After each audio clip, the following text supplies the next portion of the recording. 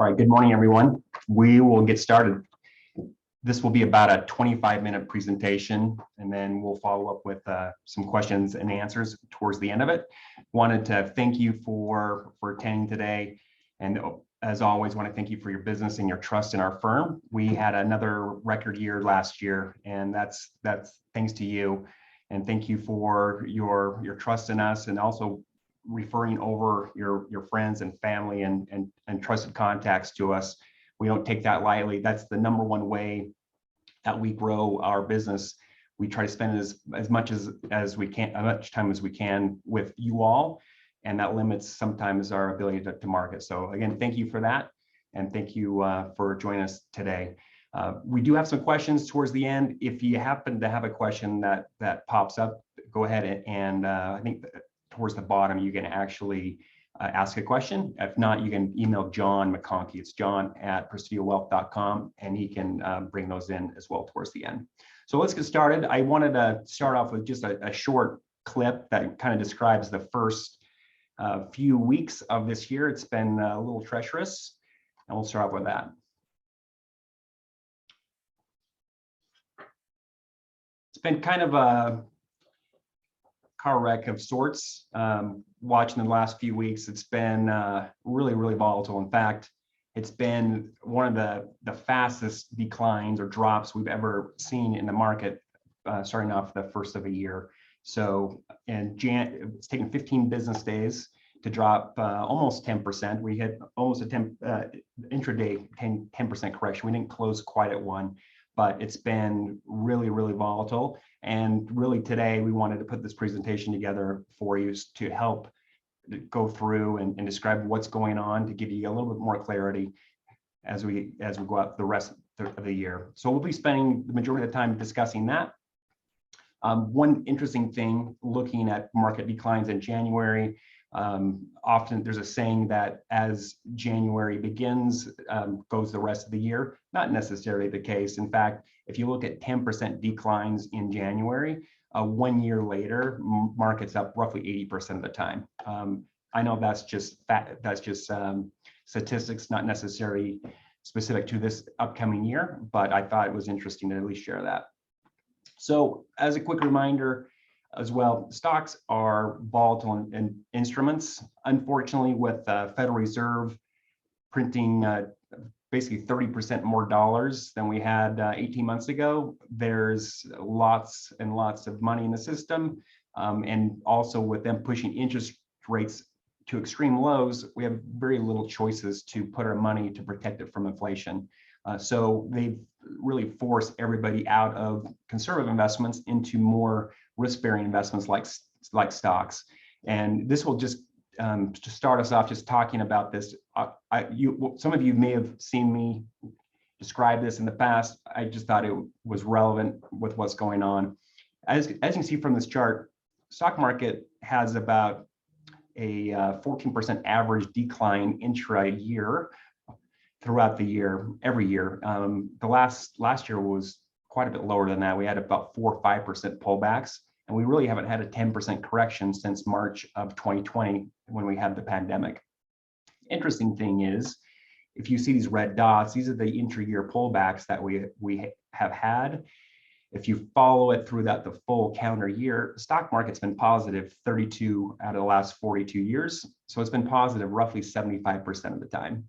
So when we have volatility like this, we generally recommend to stay the course, and just know that we are watching portfolios very closely. Some of you may have seen some trades that we recently made. We do a rebalance annually to refocus portfolios to our outlook for the remaining portion of the year. Generally, we don't have a intra-year rebalance, although we did in 2020 with the pandemic. We did make change intra-year that year. So we did make some changes. I'll share a little bit of insight on that as we go forward. So again, quite a treacherous first few weeks. Not a really fun way to start off the year, especially after a pretty great year last year. So we believe we're going to have, this is kind of first half.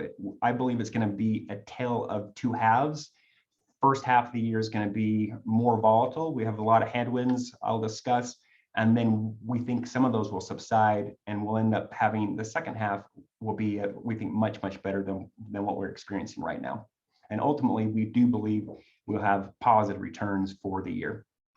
So just an update on the different investments and how they performed so far this year, and a few outliers. One is the best sector so far this year, and is actually the best sector last year as well, is energy. Energy's up 17.68% so far this year.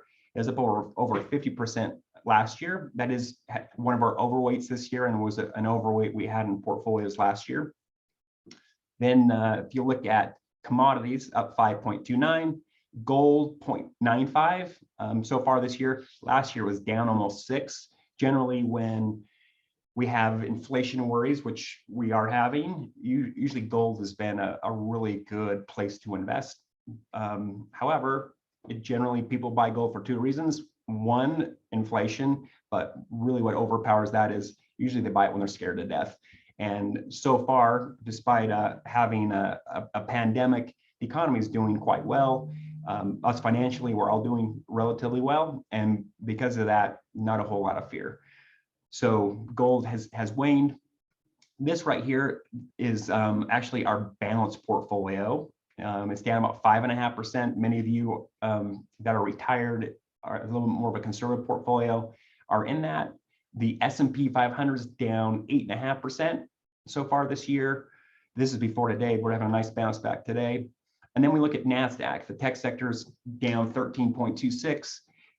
Next gen Nasdaq, these are like the up and coming 50 technology companies, down 15. And then may have heard of ARK Invest, ARK Innovation. It is really highly innovative companies. It's actually down 25% so far this year. If you look at it over the last rolling 12 months, it's actually down about 50%. So there's been a lot of damage with the pullback we've had, mainly worries around interest rates. The thought behind that is higher interest rates go, cheap money is like oxygen for these innovation companies because they don't have a lot of earnings. So they need new money to fuel their growth. And as rates go up, that could tend to dry up. Another one, I didn't put it on here, I'll just mention it. Cryptocurrency, Bitcoin is actually down about 25% so far this year. So overall, not a whole lot of places to hide except broad commodities. And the rationale for that is just higher inflation. So key drivers for this year is economic growth remains strong. So we don't see any signs of a recession whatsoever. Market declines doesn't mean we're going to recession. Market declines are due to basically a repricing of assets. And we've certainly seen that, especially in tech stocks. So we still believe we're going to have positive returns going into really second half of the year. Our key drivers, pent-up demand as the pandemic hopefully wanes. We're seeing Omicron variant sweeping through the country. It's already dropped way off in Europe and the UK. New York numbers are coming down. Us here in Utah and the Mountain States, we're right in the thick of it right now. And hopefully things continue to progress. And a few weeks later, that should, we think, will subside. With that subsiding, who knows what might be behind it. But if it's anything like last year, spring and summer months had low cases of the variants, and we expect most likely it sounds like something else popping up come fall and winter time. So as things ease up, we expect travel and pent-up demand for concerts, people wanting to get out of their house and live their life. We expect that to happen more and more as the year goes on. We'll talk about inflation. We believe it's partially transitory, and really the Fed. These are these 3 bottom things I'm going to spend the most of the time talking about. Fed tightening, midterm election uncertainty. It's a big one this year. A lot of issues, promises around COVID, inflation, and potentially tax legislation for the new year. Tina, TINA is real. What TINA stands for is there is no alternative. And there's a lot of that. So the thought behind this is with inflation greater than 3%, we're guaranteed to lose money in bonds and cash. So we need to find other alternatives for us to invest. Okay, so let's jump into this. This is just looking at cash accounts. So if you have $100,000 invested in a savings account, it's yielding 0.07%. You're going to earn a whole $70. The amount of money you need to beat inflation is about 4.96% is kind of the average inflation rate. So that means any money you have in cash, you're guaranteed to lose money because inflation is much higher than what is paying out. The December number, we had a number for inflation of north of 7%, and we believe it should moderate closer to probably 4% as the year progresses. Also with bonds, we have some bonds in your portfolio. Most of them are very, very short-term bonds because we're really worried about interest rate risk. What that means is if the Federal Reserve, they're actually meeting right as soon as this meeting ends, 2 o'clock Eastern, noon our time, they're going to be having a press conference, and Chairman Powell will be taking some questions. There's a chance that they may raise rates today, but I think it'll most likely be in March, and they're scheduled to raise rates 4 times this year. So once per quarter. I don't see that happening. My thought is I think they'll probably raise 2 times, and then they're going to pause and won't do anything. And I think they're probably going to raise rates just enough to most likely, if the economy falters, they'll just lower it back down again. The reality is the Federal Reserve is in somewhat of a box. They can't raise rates too high because with the tremendous amount of fresh money they printed, our deficits are massive, and the higher they raise rates, the harder it is for us to pay it back. So I really don't see it going too high. Looking at this though, just to give you an idea, the 10-year Treasury yield is 1.78%. This is the dynamic. If we have a 1% rise in interest rates, we would have roughly an 8.8% loss of principal in a 10-year Treasury bond. With the dividend it's paying out, or excuse me, interest payment it's paying out, only a loss of 7.3%. Sounds like a really horrible investment. So what we've done is we've shorted duration, shorted the maturity. The shorter we go, the less of an impact it has with rising interest rates. So, and as you can see, for those of you that have large taxable or non-retirement accounts with us, we're mainly heavy in municipal bonds. They tend to do better than the others. Treasury tips can do fairly okay also. Towards the end, we have a question about alternatives of how to combat inflation and protect assets. I'll spend a little bit more time discussing that. So this is a really hard dynamic for us as financial advisors to be able to manage portfolios for you all. 7-8 years ago, we could pick up 4% guaranteed yield in some conservative bonds. And if we have a target for your portfolio to grow at 7 or 8, not too hard to get that. Now with everything working against us, we have to think outside the box a little bit. Okay, so a lot can go wrong. These are all the risks potentially that we are facing. And this is actually in our base case. A couple of things that aren't in our base case, military conflicts, they could come out of nowhere.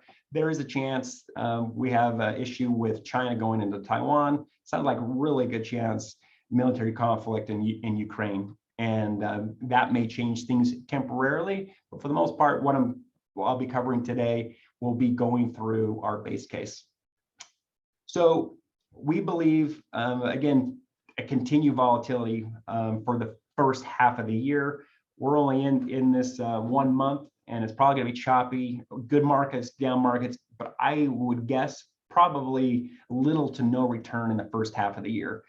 Here's the reason why. We have a lot of headwinds. COVID surge, we're going through that now. We think that will wane as the year goes on. Supply chain glitches, massive problems with that, with lumber and supplies and everything. part of the reason why is we shut the economy down, and that's highly disruptive. When we shut it down, it takes a while for it to really cycle up and get rolling again. But the other thing is we have 30% more dollars in the economy sloshing around. So all of us have a little additional money that we can spend.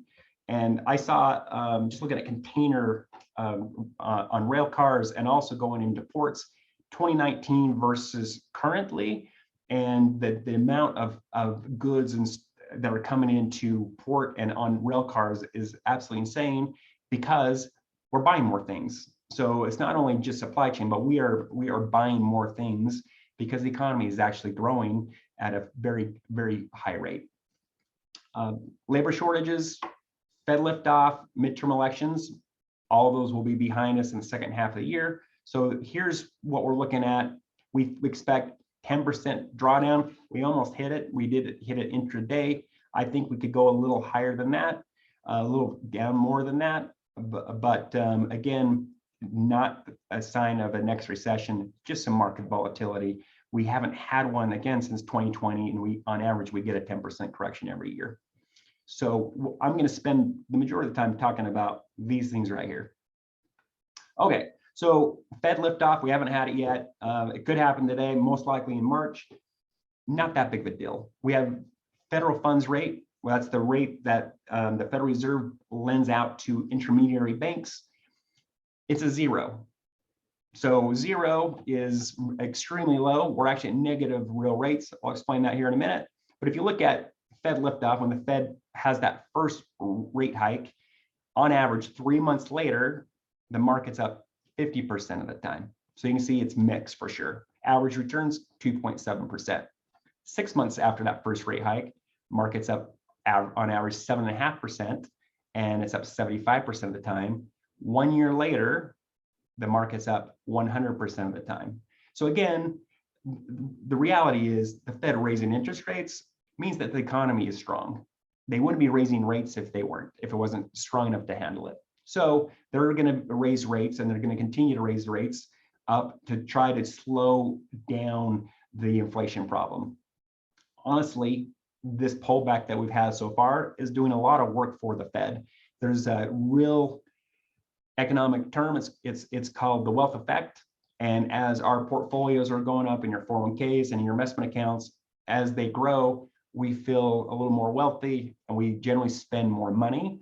In a market decline, you see your portfolio going down, we pull back a little bit and say, hey, let's hold off on that. We don't markets down, we pull back in. So that is going to slow things down on its own a little bit.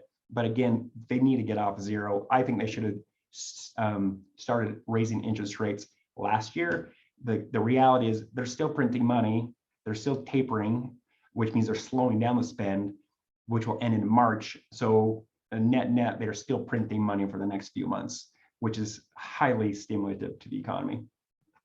Okay, so I just want to cover this. What is CPI? And it's Consumer Price Index. That is a core basket of the goods that we all use. And it's just a way that we can kind of get an indicator of inflation, okay?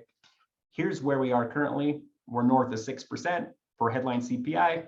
Core CPI is just right around 5.5%. However, 50-year average is 3.8. And if you look at it for really the last 10 years, it's been 2-ish. So it's definitely a spike. It's something we haven't had for a long time, but it's not an abnormal thing. You can see back in the 70s and 80s, it was well above 3.5 for the duration. We've been well below that since then. So looking at inflation, we have been below trend over for some years, above trend during the late 70s and 80s. Those of you that bought your home back in the 70s and 80s have told me stories of 10, 12, 15% interest rates on your home. We refinanced our home on a 15-year mortgage late last year at a whopping 2.25%. It's free money. I mean, it's insane how low the rates are. And again, the cheaper we can borrow money and reinvest it elsewhere, that's arbitration. So if we can get a higher rate, than 2.25. Not that I'm going to lend out money on my home. That's basically an arbitration trade, and generally a good time to put money to work. So above trend inflation here. Now we're below. So we're below that 50-year average. We're going to be trending back up towards it. I don't believe it will be hyperinflation, but we will be trending higher over the years to come. Looking at the transitory story, temporary inflation, what have you, you can see core services, relatively normal trend line. Core goods, that is building materials, that is apparel, clothes, etc. Major spike. This is what the stock market and investors are worried about. They're worried about it continuing to go on going forward past 2022. I don't believe that's the case. And I'll show you a little more facts around this in the subsequent slides.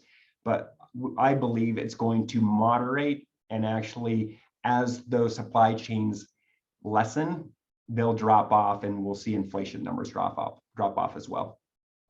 So let's look at it. So core CPI, consumer price index, again, that cost of basket of goods has increased in price roughly 2.03% per year.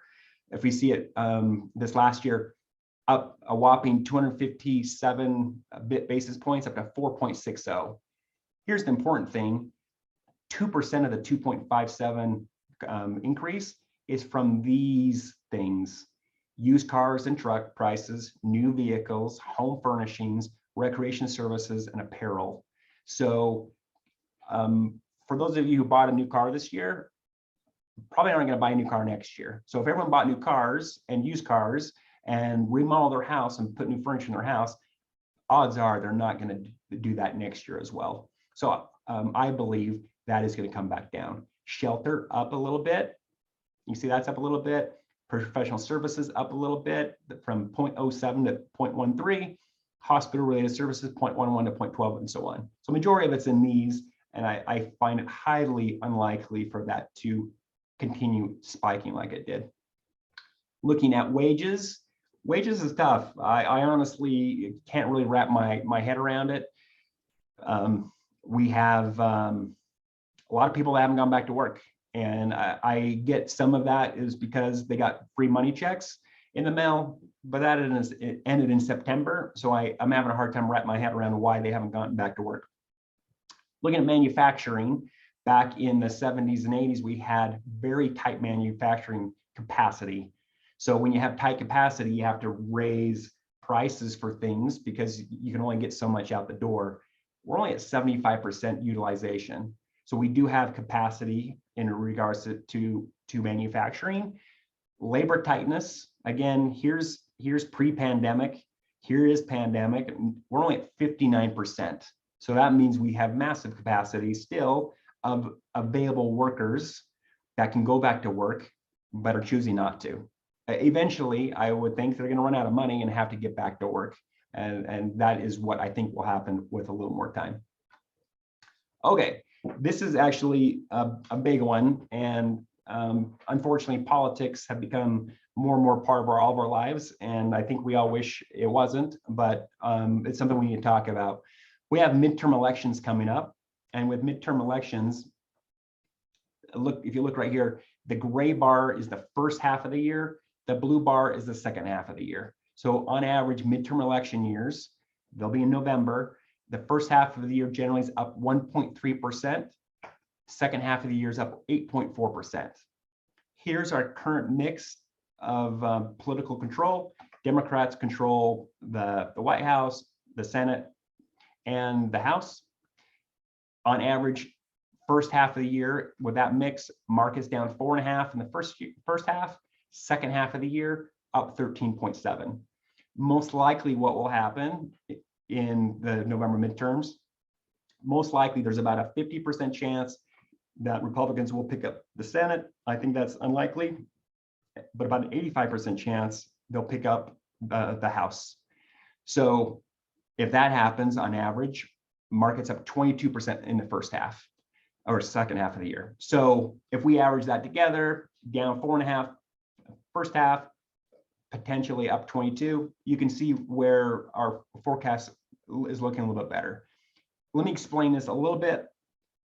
When people and investors are worried about legislation change, maybe tax law policy, et cetera, they're going to hold back on investing all their dollars because they're uncertain.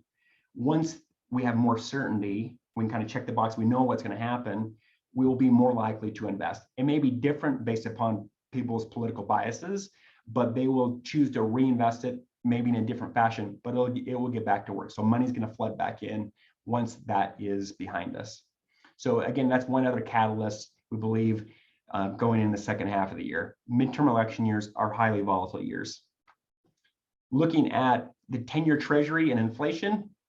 So real rates, let me explain this real quick. Real rates are the 10-year Treasury yield, 1.78. If we estimate inflation at 4, 1.78 minus 4% inflation means negative 2.20% in real rates, means negative interest rates. What negative interest rates are is super, super low interest rates because inflation is higher than what the prevailing rate is. This is Japan. You can see Japan has been in negative interest rates since 2013. Europe's been about the same time frame. We just barely entered negative inflation rates when we hit the pandemic. And you can see this here, right here, going through the roof. That's lots and lots of money printing. So generally, when we go into negative interest rate periods of time, they can last a long time. So we'll explain this a little bit. This is looking historically going back to the 1880s. We had negative interest rates in the US 3 different times. You can see here 1906 to 1910, roughly 4 years.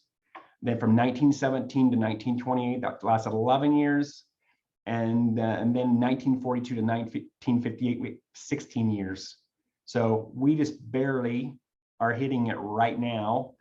And on average, it can last and prevail for quite a long time.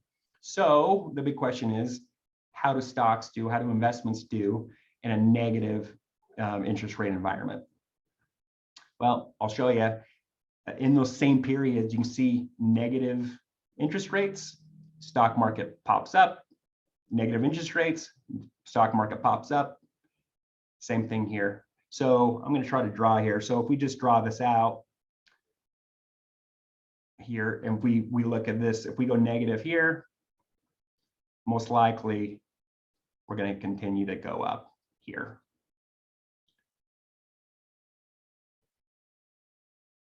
Okay. So that's highly likely. And the reality for that is with negative interest rates, that means prevailing rates that we might be getting in a guaranteed interest rate with a CD or a bond or cash is going to be really, really low. That means we have to invest in real assets that have real value. Stocks, Home Depot, Costco, they have earnings, they have people, they have buildings, they have real assets, and they have pricing power because as we go and buy lumber and all the things we need to keep our house up, they can raise prices. So, and as they're raising prices, they're outpacing inflation. So if we're investing in those types of companies, we have pricing power along with them. Okay, so I'm almost done here. Just wrapping up. Year-end target. This is from Tom Lee with Fundstrat. He's one of our sources of research. We have 3 research resources. We use FS Insight and Tom Lee's group. We use JP Morgan, and we use First Trust. So I'm going to show you kind of year-end targets based upon some analysis. If we look at Fundstrat, estimated looking at from 22 forward estimates versus 2023, estimating 7.5% revenue growth for the year. Multiple for the U.S. stock market's 20.5. That was at year end. Right now, with the pullback, we're actually about 19.5. So if we put that together, that means we have an implied price of the stock market for year end as we complete that of roughly 5,100. I'll show you returns of that here in a minute as an estimate. I'm not that bold to give direct predictions. My prediction is I think we'll have low single digits or high single digit to low double digit returns for the year. And that's, again, as we get through this year and get through some of these headwinds. Part of the rationale is TINA, there is no alternative. The only thing more expensive than stocks are bonds. So the PE ratio, price earnings ratio of a bond is at 71, high yields at 22. With that being the case, stocks are relatively cheap in comparison to those. So looking at year-end target, the most bearish is Mike Wilson with Morgan Stanley, has a year-end S&P target of 4,400. That's roughly, actually with today's pop-up, we're probably north of that already today. So he's saying flat for the rest, or probably choppy, but year-end roughly 4,400. The most bullish is Brian Westbury with First Trust, estimated 5,250. That's about a 20% rate of return. Tom Lee, 17. Marko Kolanovic with JP Morgan, roughly 16. So again, the three sources we use in helping to manage your portfolios, they're all north of 15. So I think decent likelihood that can happen, but it's going to be all becoming most likely in the second half of the year. In regards to questions, I got a few questions we'll go through, and I'm going to kind of answer these on the fly. I'm going to pull up. I'm going to change my screen here. I can.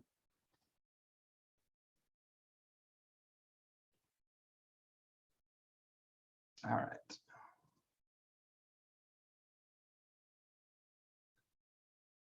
All right. If you somebody text me if this hasn't changed, it should show white charts up top. So the first question we have here is how to best invest in while support the infrastructure work which is coming. Are there particular companies which are poised to take advantage of the new money going into infrastructure? So most likely there will be an infrastructure bill that will be passed eventually. And that's actually a great question. That would be something we want to throw ourselves in front of to take advantage of that. There's probably the best way to play it is an exchange traded fund. Instead of just guessing on one, we've got to buy a basket of them. There's one called PAVE by Global X. I'll just show you holdings here. So if we look at that, Nucor Steel, John Deere, Vulcan Materials, Train, they make heating and air type things, United Rentals, and so on. That would be a good one. Martin Marietta, all of those would be actually decent individual stocks to actually take advantage of that. So that would be probably the easiest way to play that. The other way to play infrastructure bill is clean energy, green electric vehicles, EVs would be another way. So Q Clean, we actually have this in portfolios right now. So looking at that, Tesla's in there, Albemarle, Enphase, First Solar, and so on, Nextera. So that would be another way to play that. So that's probably those would be the two top ones to play it. I personally, especially on the green energy, I think it's safer to play a basket of stocks rather than to play one particular one, because there's going to be probably many winners and losers. This way you can kind of protect yourself and just buy the whole basket. Okay. Other than traditional equities and real estate, are there other instruments we should consider to combat inflation? That's actually an excellent question. I want to show you something just real quick. I already talked about this, but if you look at, I'm going to pull a chart here. All right, so this is the 10-year Treasury bond.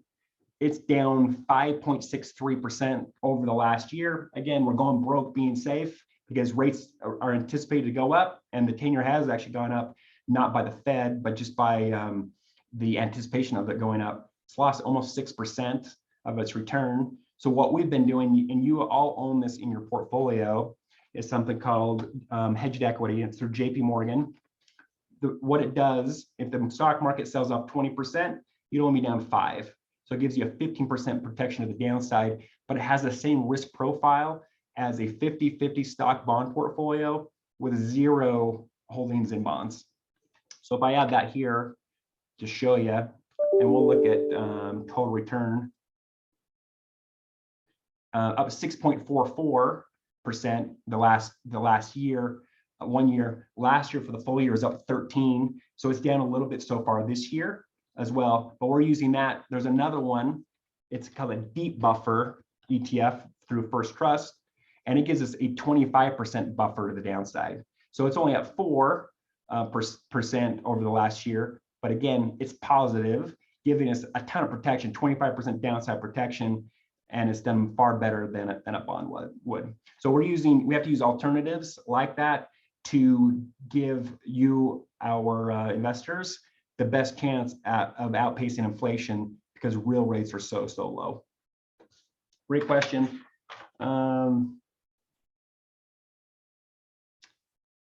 Should there be a concern with tech going forward with the Fed raising rates? I kind of hit on that. Just as rates go higher, harder for them to get lending to grow their business. Oh, here's a good one. Looking at emerging markets, how do we, or is there a way we protect against political risk in this sector? Great question. We made a big change last year.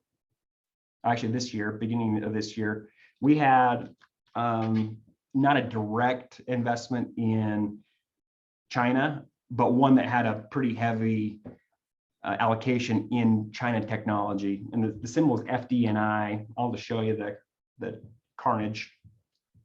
It's down almost 39%. And I'll show you holdings here. You'll get an idea why. Oh, come on.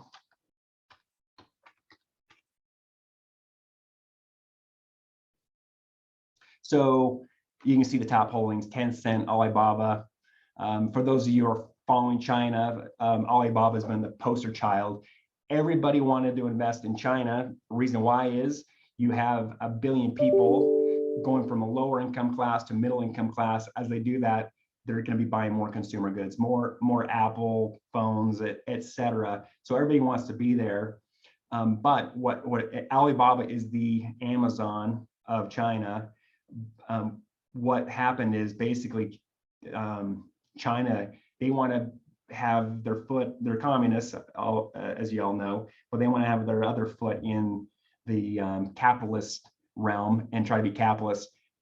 It can't work that way. So what they started doing is they started pulling back and they're starting to delist companies from the New York Stock Exchange and move them over to like the Hong Kong exchange, so they can keep their thumb on them. Basically, we pulled out of China because it's a black box.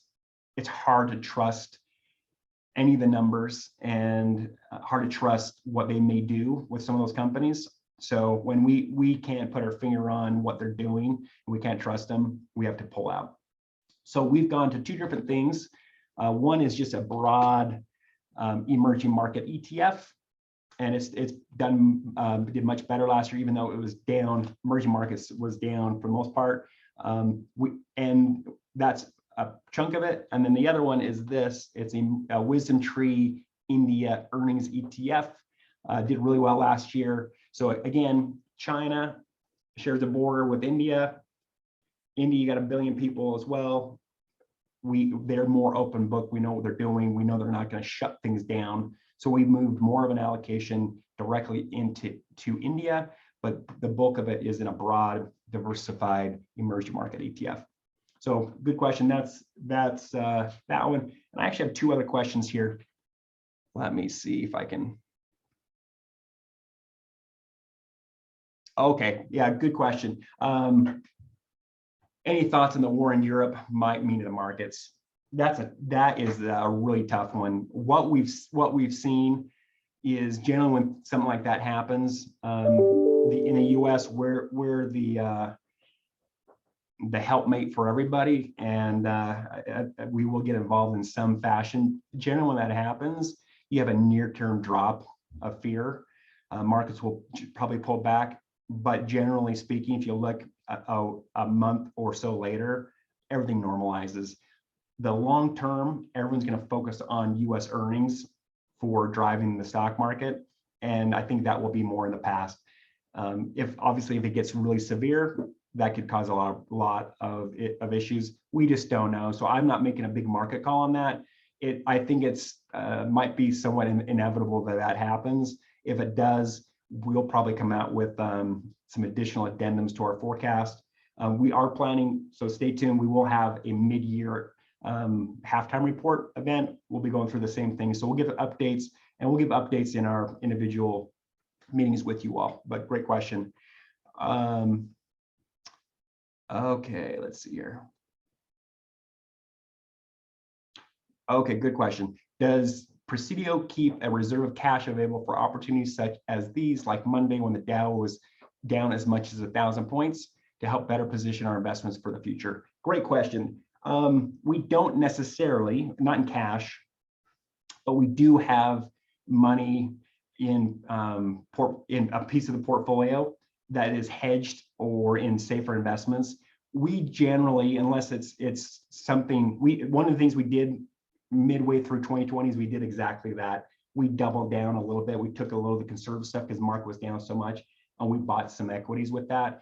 Generally speaking, we're going to manage assets according to your personal risk tolerance, and we're not going to deviate a bunch from that. But in our individual meetings, I often bring that up and say, hey, market's down a lot. There's a ton of value out there. Do we want to take 5% out of the conservative piece of the portfolio and buy the dip? So that's something we can do. Generally, we're not going to do it carte blanche across the whole portfolio, because again, if we do that, it's raising the risk tolerance of all investors, and some of them just don't have the stomach to be able to deal with that. That's kind of it, everyone. So in wrapping up, I just want to again thank you all for your trust in our firm. As always, please reach out to us if you have questions. Don't let them fester.